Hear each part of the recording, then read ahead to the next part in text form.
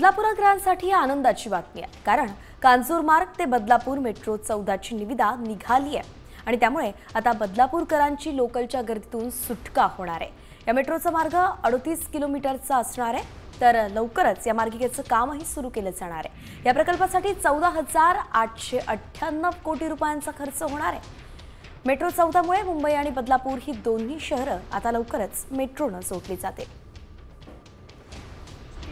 लांबीची ही मेट्रो आहे। साधारण 15 रेल्वे स्टेशन या ठिकाणी आहेत। 35 किलोमीटर ही साधारण वरून जाणारी रेल्वे उन्नत आणि 5 किलोमीटर 5.5 किलोमीटर भुयारी मार्गाने जाणार आहे आणि 1.25 किलोमीटर 1.5 किलोमीटर ही साधारण जमीन मार्गावरती जाणार आहे ही रेल्वे आहे। साधारण 5 वर्षाचा कालावधी लागणार आहे या रेल्वेला पूर्ण होण्याकरता।